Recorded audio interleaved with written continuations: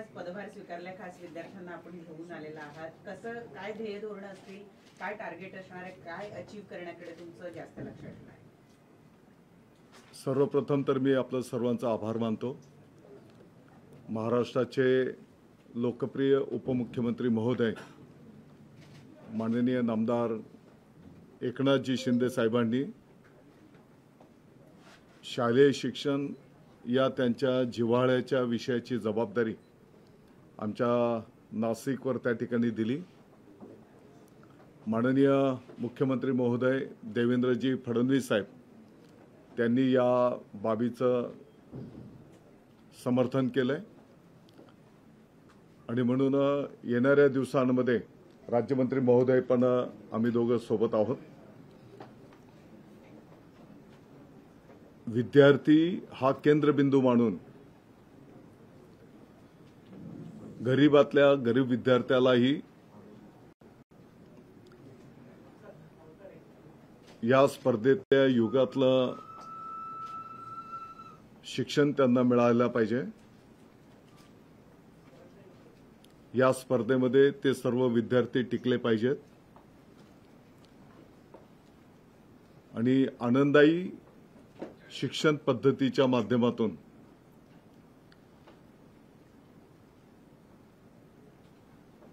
दर्जेदार शिक्षण कसं मिळेल त्या दृष्टिकोनातून आमचा विभाग काम करेल.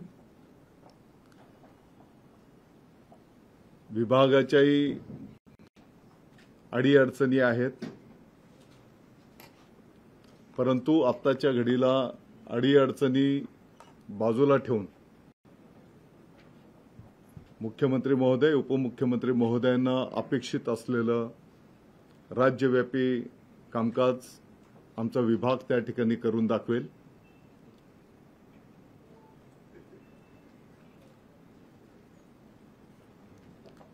आपल्याला माहिती आहे की 4 दिवसापूर्वी भारताचे माजी पंतप्रधान मनमोहन सिंग साहेबांचं दुःखद निधन झालंय आणि त्यामुळे हे 2-3 दिवस आम्ही हा पदभार स्वीकारण्याचं आम्ही थांबवलं होतं.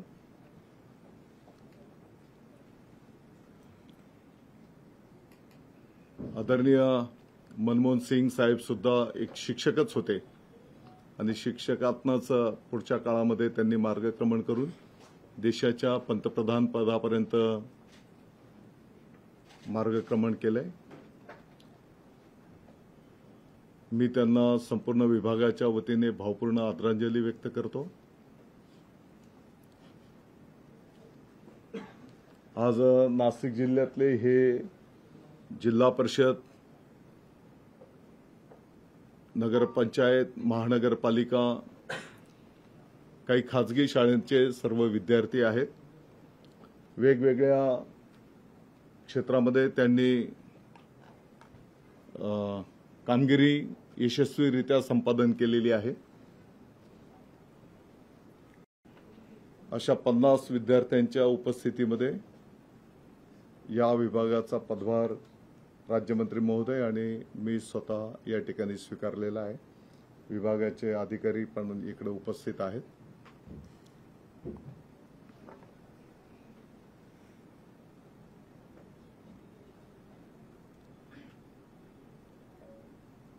साधारणपणे 2.25 कोटी विद्यार्थ्यांची संख्या,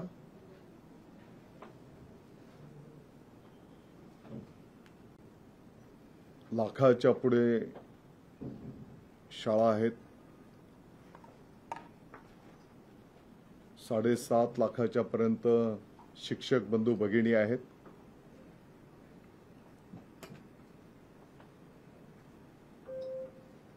येणाऱ्या एक 8 दिवसामध्ये विद्यार्थी, त्यांचे पालक, शिक्षक बंधू भगिनी, आमचा विभाग, काही संस्था चालक आणि या क्षेत्रामध्ये ज्यांनी अनेक वर्ष नाविन्यपूर्ण कामकाज केलेलं आहे, अशा अनेकांचं मनोगत त्या ठिकाणी आम्ही जाणून घेऊ, त्यांचे अनुभव, त्याच्यातनं जे जे चांगलं आहे, यापूर्वी या विभागाच्या माध्यमातून चांगलं कार्य संपन्न झालेलं आहे.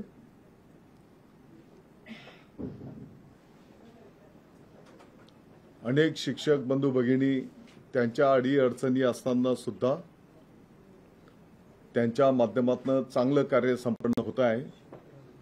काही ठिकाणी कमतरता असेल, दुरुस्ती करण्याची आवश्यकता असेल, ते निश्चितपणे केलं जाईल. त्याच्यासोबतच आम्ही गावांना, पालकांना पण विनंती आवाहन करणार आहोत की त्यांचेही आम्हाला सहकार्य, शुभेच्छा, आशीर्वादाची गरज आहे.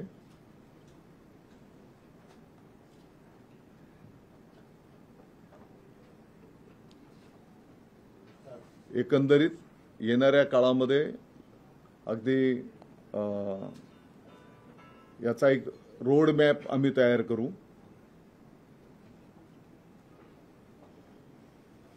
वरिष्ठांचं मार्गदर्शन घेऊन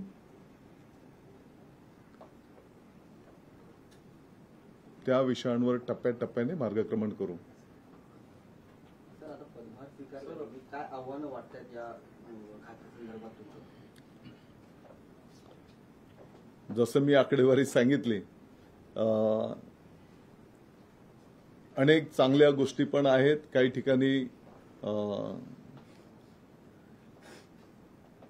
खूप कामकाज करण्याची आवश्यकता पण आहे.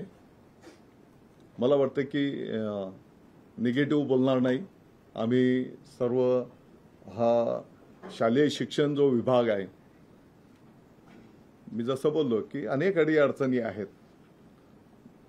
किती शिक्षकांची सँक्शन पदं आहेत, उपस्थिती किंवा भरलेली पदं किती आहेत,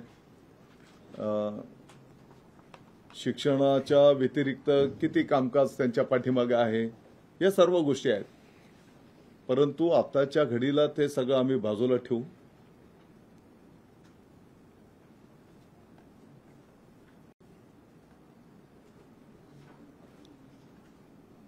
सर्वजण हा विभाग थोडी जास्त मेहनत करू. हे पवित्र आणि पुण्याचं काम आमच्यावर या ठिकाणी जबाबदारी देण्यात आलेली आहे. उद्याचा भारताचा नागरिक घडवणं, शास्त्र असं म्हणतं की साधारणपणे 8-9 वर्षापर्यंतच्या त्या बालकाचा मेंदू हा भविष्याचा एक नागरिकाचा जे काही विचारसरणी आहे तो सेट होत असतो. आणि अशा या विभागाची जबाबदारी आपल्या सर्वांवर आहे.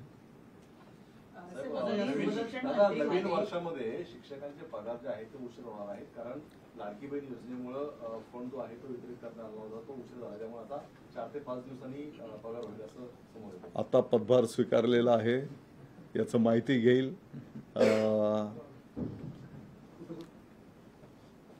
आणि मी जसं म्हटलं की होऊ शकते की थोडीफार काही कमतरता असेल तर ती आम्ही दुरुस्ती करू. साहेब, ज्या पद्धतीने आपण पाहिलं, तुम्ही महायुती सरकारमध्ये 2 वर्षात लाडकी बहीण योजना असेल किंवा महिलांना 50% आरक्षण असेल, हे तुमच्या विचाराने झालं होतं असं माहिती समोर आली होती.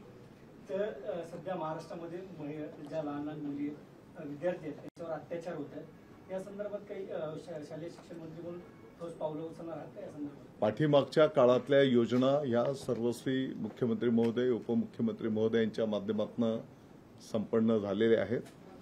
परंतु तुम्ही म्हटलं ती वस्तुस्थिती आहे. अनेक आव्हानं आपल्या समोर त्या ठिकाणी आहेत. आणि जसं मी म्हटलं की शेवटी उद्याच्या भारताचा नागरिक घडवणं ही जी दुष्ट प्रवृत्ती, मानसिकता आहे ती म्हणजे शाळेतच आहे अशातला काही भाग नाही. शाळेच्या बाहेर पण ज्या काही गोष्टी आहेत, शाळेत तर बिलकुल आम्ही असल्या काही घटना झाल्या तर त्याच्यावर कठोर कारवाई केली जाईल. आणि एक आठवड्याभराच्या आत, 8 ते 10 दिवसाच्या आत भविष्याचं काय मार्गक्रमण आपल्या विभागाचं असणार आहे. ऑलरेडी काही माहिती घेऊन काही डाटा कलेक्ट केलेला आहे, परंतु आता विभागाचं माहिती घेतल्याच्या नंतर, प्रेझेंटेशन घेतल्याच्या नंतर नेमक्या काय योजना आहेत,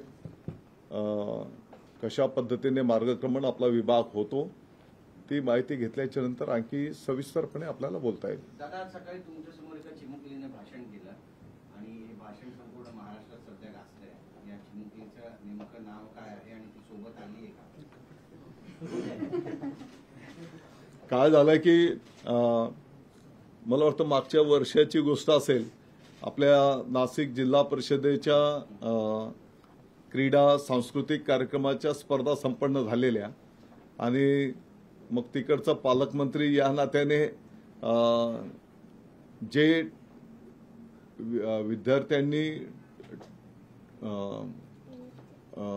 टॉपर होते तर त्यांना आम्ही बाबा तुम्हाला सर्वांना मुंबईला मंत्रालयात घेऊन जाऊ असं तेव्हा शब्द प्रयोग केला होता. मध्यंतरी निवडणुका आणि या माध्यमातून ते थोडे विषय मागे पडले होते, परंतु योगायोग आहे की आज त्या सगळ्यांना इकडे घेऊन येण्याची संधी मिळाली. मिड डे मीलच्या संदर्भात वारंवार तक्रारी ज्या आहेत त्या येत आहेत. निकृष्ट दर्जाचे मिड डे मील लहान मुलांना दिलं जात असलेल्या राज्यभरातल्या अनेक तक्रारी खास करून नागपूर काही काळामध्ये आहेत, त्यामध्ये काही सुधारणा केली जाईल संबंधित कंत्राटदार. निश्चितपणे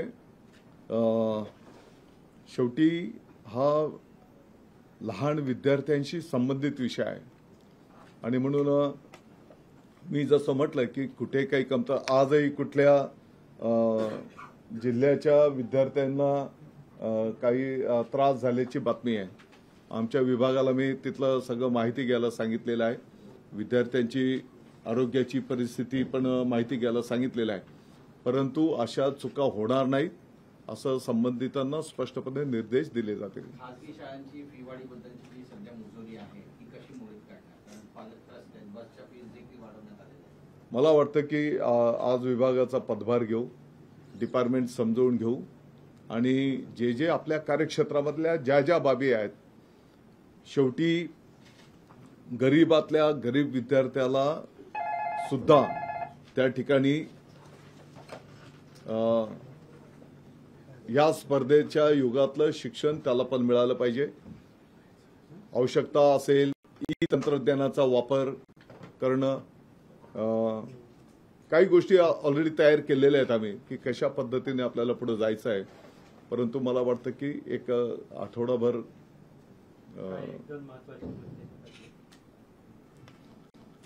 सारांश असेल की तो उद्याचा भारताचा नागरिक आपल्याला घडवायचा आहे, संस्कारक्षम तो असेल आणि हे सर्व आनंददायी शिक्षणाच्या माध्यमातून दर्जेदार शिक्षण कसं देता येईल त्या दृष्टिकोनातून विभाग आमचा मार्गक्रमण करेल. दादा, काही वर्षांपासून असं एक बघायला मिळतंय की शिक्षण मंत्री बदलला, शालेय शिक्षण मंत्री बदलले की बऱ्याच धोरणांमध्ये बदल होतो. शिक्षण ही एक कॉन्स्टंट प्रोसेस आहे, ती नाही सुरू राहिली तर ते गडबड होते. तुम्ही आधीचे काही सेट केले ते कॉन्स्टंट घेऊन जाणार आता, कारण आता एक राज्य एक गणवेश योजनेबाबत पण आपण बघितलं, मध्येच तो GR आला, मध्येच परत बदलला, अशा अनेक चेंजेसमुळे डिस्टर्ब व्हायला होतं. तर त्याच्याबाबत तुमचं काय म्हणणं? मी सांगितलं की जे चांगले कामकाज आहेत ते पुढे कंटिन्युएशन मध्ये होतील. जिथे विद्यार्थ्यांच्या, पालकांच्या, नागरिकांच्या सूचना असतील त्या सूचनांचं आम्ही स्वागत करू आणि इन लार्ज जे अपेक्षित असेल त्याप्रमाणे मार्गक्रमण करू. आता स्काउट गाईडचे कापड 2 महिन्यांच्या पासनं तालुका पातळीवर गेलेले आहेत. 26 जानेवारी आता तोंडावर आहे, परंतु काही टेक्निकल कारणास्तव ते कामकाज ड्रेस शिवण्याचं थांबलेलं होतं.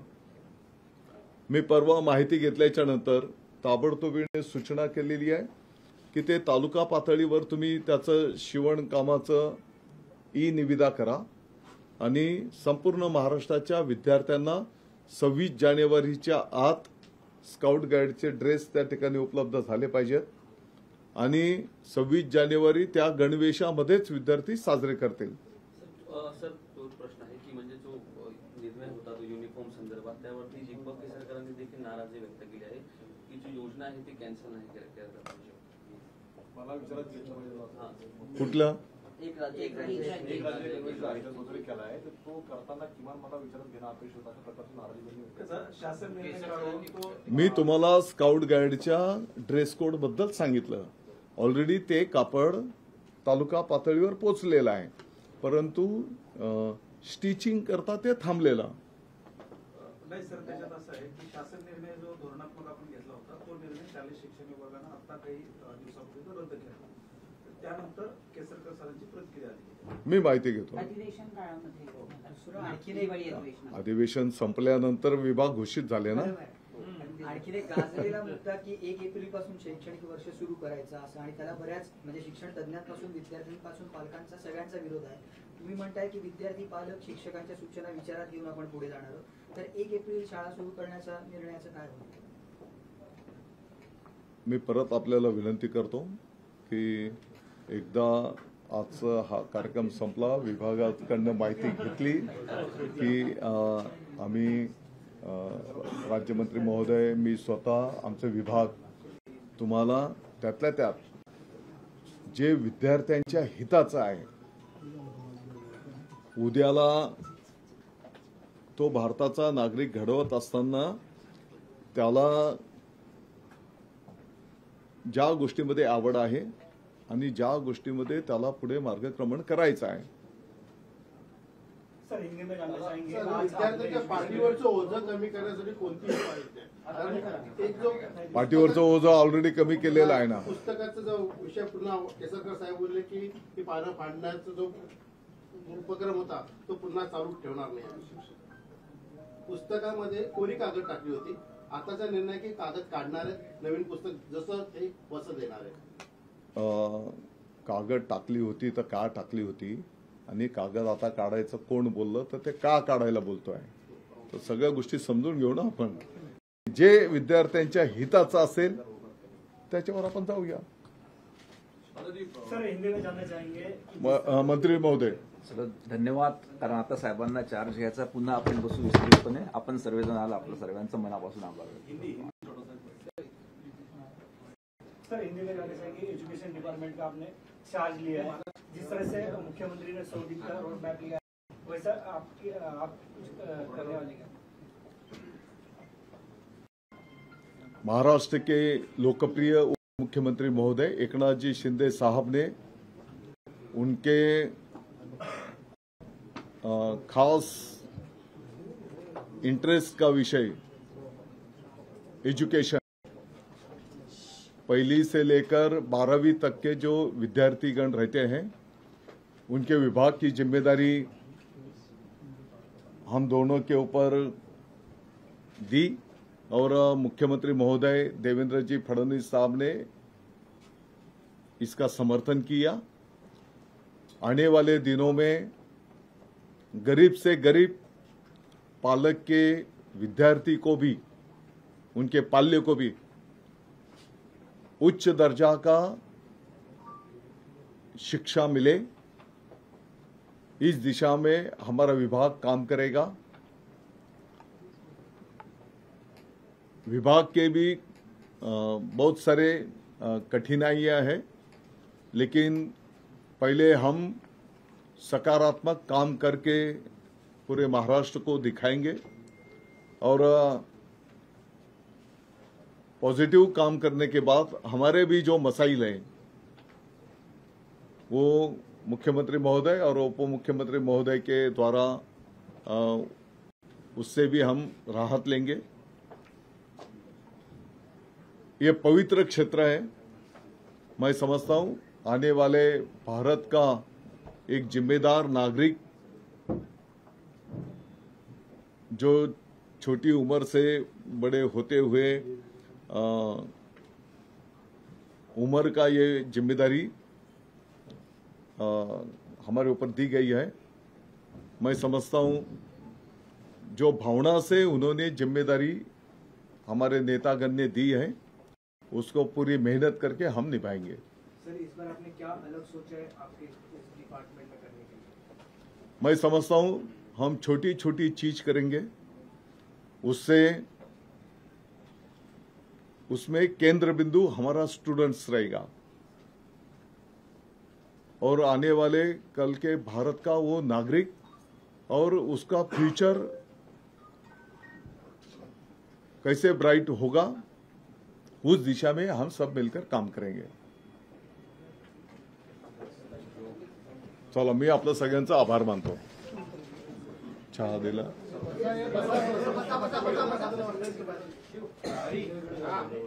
तू काय बोलायचंय का? ये बोल बाळा. तर बोला. चलिए पुढे ये तू पण. मुंबईत येऊन कसं वाटलं? कुठे कुठे गेलीस? नमस्कार, माझे नाव प्रांजल संदीप जाधव आहे. मी 10 बारगाव पिंपरी. मुंबईत पहिल्यांदा आली? हो. कसं वाटलं? काय काय बघितलं? आम्ही आता जस्ट आता मंत्रालयात मंत्रालयात. चौथी. भाषण केलं, एक छोटीशी झलक 1-2 मिनिटाची ऐकूशील आम्हाला? हो. पुस्तकाने माणसाचे मस्तक सुधारते, पुस्तकाने माणसाचे मस्तक सुधारते आणि सुधारलेले मस्तक कोणाचे हस्तक तर होत नाहीच, पण लाचारीने कोणापुढे नतमस्तकही होत नाही, पण लाचारीने कोणापुढे नतमस्तकही होत नाही. अशक्य त्या गोष्टी शिक्षणच करू शकते, अशक्य त्या गोष्टी शिक्षणच करू शकते. क्रांतीची मशाल शिक्षणानेच पेटू शकते. मित्रांनो, हे ओळखले ते माझ्या क्रांतीज्योती सूर्याने, म्हणूनच तर माझा पहिला नमस्कार माझ्या त्या क्रांतीज्योती सूर्याला, ज्यांनी स्त्री शिक्षणाची मुहूर्त मिळवली. त्यामुळेच माझी आई, माझी ताई, आत्या, मावशी या शाळेत गेल्या, शाळा शिकल्या आणि कुटुंबाला शिक्षित केले. नमस्कार माझा त्या सावित्रीला, जिने आम्हा मुलींच्या शिक्षणासाठी शेण चिखल अंगावर घेतले. नमस्कार माझा त्या महामानवाला, ज्यांनी सांगितले की शिक्षण हे वाघिणीचे दूध आहे, ते पिल्यावर माणूस गुरगुरल्याशिवाय राहत नाही. राणी लक्ष्मीबाई, ताराबाई, अहिल्याबाई, लता मंगेशकर, आपल्या देशाच्या यशस्वीरित्या कारभार पाहणाऱ्या महिला पंतप्रधान इंदिरा गांधी, एवढेच नाही तर आज देशाच्या अतिउच्च पदावर असलेल्या आपल्या राष्ट्रपती द्रौपदी मुर्मू. पहा, अशा कितीतरी स्त्रिया पुरुषांच्या बरोबरीने काम करताना दिसतात. सांगा, तुम्हीच सांगा, कोटी कमी आहे वाची स्त्री? कर्तृत्व सामर्थ्याची ओढून नवी झालर, कर्तृत्व सामर्थ्याची ओढून नवी झालर स्त्री शिक्षणानेच केला आहे जागर, स्त्री शिक्षणानेच केला आहे जागर. शिक्षणामुळे स्त्रीच्या जीवनात क्रांती घडत आहे. स्त्री शिक्षणाच्या चळवळीतून तिने ज्ञानाचा दिवा पेटवला आहे. शिक्षणामुळेच आजची स्त्री पुरुषांच्या खांद्याला खांदा लावून प्रत्येक क्षेत्रात काम करताना दिसते. किती सामर्थ्य तुझी या हाती, फुलवीसी पाषाणातून ज्योती. किती सामर्थ्य तुझी या हाती, फुलवीसी पाषाणातून ज्योती. गुंडाशी 2 हात करणाऱ्या IPS किरण बेदी, अवकाशात झेप घेणारी महिला वैमानिक सौदामिनी देशमुख, लेखणीची ढाल दाखवणाऱ्या अरुंधती रॉय, अवकाशात भरारी घेणारी कल्पना चावला, सुनीता विल्यम, सानिया मिर्झा, सायना नेहवाल असो किंवा अनाथांची माय सिंधुताई सपकाळ असो, कालच्यापेक्षा स्त्री नक्कीच बदललेली आहे आणि ते शक्य झाले केवळ शिक्षणामुळेच. महात्मा फुले म्हणतात ना, विधी विना मती गेली, मती विना नीती गेली, नीती विना गती गेली, गती विना वित्त गेले, वित्त विना शूद्र कचले. एवढे सगळे अनाथ एकाच विद्येने केले. म्हणूनच तर मी सर्व समाजाला मनापासून सांगू इच्छिते की स्त्रीला शिकवा. नभंगनातील चांदण्यामधील चमचमणारी तारका होण्यासाठी तिला साथ द्या ती शिक्षणाची. कारण स्त्री जेव्हा होईल शिक्षित तर कुटुंब राहील सुरक्षित. धरू द्या स्त्रीला शिक्षणाची, आहे ती सुजाण नागरिक भविष्याची. खुली करा कवाडे शिक्षणाची, घुमू द्या वारे स्त्री मुक्तीची. पण ही झाली नाण्याची एक बाजू. दुसरी बाजू काय? अहो, तुम्ही तिला जन्माला तर घालतात, पण मुलाप्रमाणे समानतेची वागणूक द्यायला मात्र विसरतात. मुलाला तुमच्या पुरणपोळी, तिला मात्र भाकरी शिळी. मुलगा तो वंशाचा दिवा आणि मुलगी ती कार्टीज. तो शिकत नसला तरी त्याच्या शिक्षणासाठी आटापिटा, आणि ती किती हुशार असली तरी शिक्षण थांबून बापाच्या खांद्यावरचे ओझे कमी करण्यासाठी लग्नाचा सपाटा. सांगा, कुठला न्याय आहे हा? असंच तिने अन्याय सहन करत राहायचं आणि एक दिवस हुंड्यासाठी बळी जायचे. अजूनही हे प्रकार कमी झाले नाहीत. जसे कंपनी तिचे प्रॉडक्ट वेगळे करते तसे स्त्रियांना त्रास देण्याचे प्रकार वेगळे झाले आहेत. स्त्रियांच्या दुर्बलतेचा फायदा घेणारे विषारी सर्प अजूनही समाजात आहे. थांबवा हा नाश.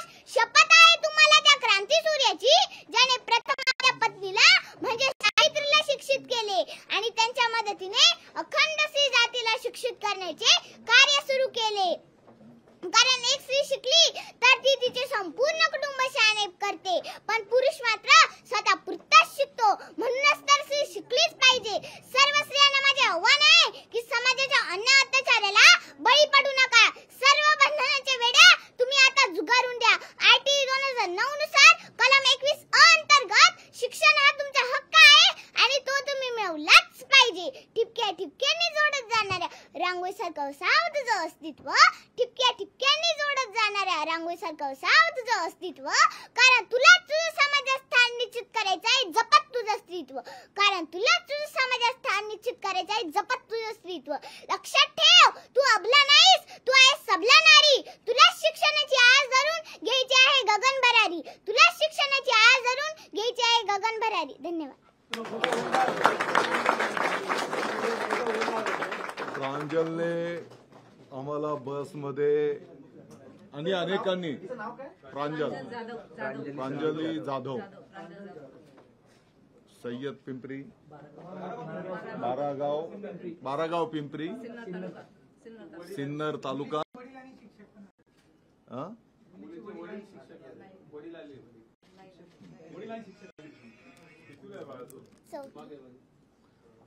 आणि अनेकांनी गाडीमध्ये भाषण करून दाखवली. तिने डान्स पण करून दाखवला है ना. आणि सर्व अधिकाऱ्यांना त्यांनी त्यांच्या काय अडीअडचणी आहेत सर्व विद्यार्थ्यांनी त्या पण त्या ठिकाणी सांगितल्या.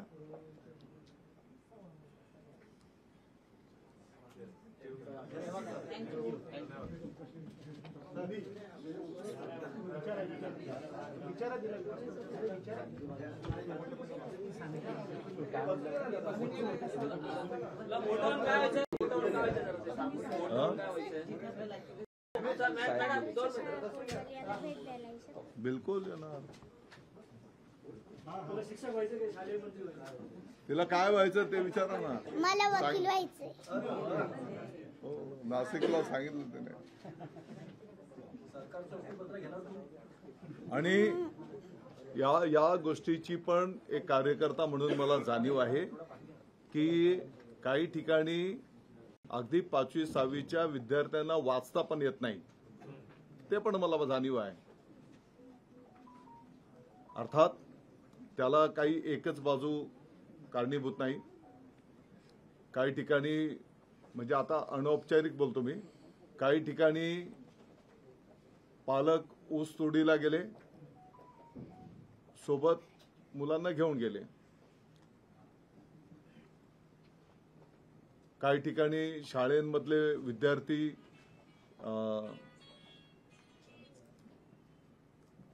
शेती कामा म्हणजे शेतीच्या तिथे शेतावर आहेत. शिक्षकांची जबाबदारीच आहे दर्जेदार शिक्षण देणं. शिक्षक बंधू भगिनी पालकांना विनंती आवाहन करता आहेत. काही शिक्षक तर मोटरसायकलवर जाऊन विद्यार्थ्यांना घेऊन पण येत आहेत. परंतु आता पालकांची आणि गावाची पण जबाबदारी आहे की ते विद्यार्थी शाळेत आले पाहिजेत. मी तुम्हाला या 5-6 हे काय आता हे विभाग मिळाला म्हणून नाही, यापूर्वी आता आपल्या आपल्या मतदारसंघातल्या शाळा त्या विषयांवर आपल्याला कामकाज करावंच लागतंय. परंतु आता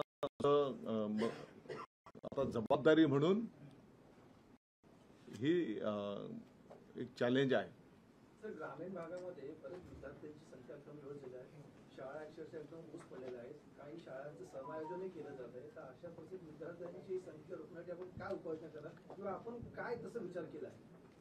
सगळ्या गोष्टींचा सारांश असेल की आपल्या या जिल्हा परिषदच्या शाळा असतील, नगरपंचायती महानगरपालिकेच्या शाळा असतील, यांना आपल्याला मग इकडे आम्ही बोलताना जरी इंग्रजी माध्यमांच्या शाळा किंवा सीबीएसई पॅटर्न जे काही आम्ही बोलत असू, तर या शाळेंमध्ये तिकडे गेलेले विद्यार्थी परत इकडे कसे येतील या दृष्टिकोनातून आम्ही काम करू. एक पॉलिटिकल प्रश्न आहे की, आज नको पॉलिटिकल. हो, त्यांना सर्व विद्यार्थ्यांना आज विधान भवन आणि उद्या मुंबईचे काही प्रमुख तारांगण त्या ठिकाणी त्यांचा सहल आहे उद्या. माऊली बरोबर आहे ना?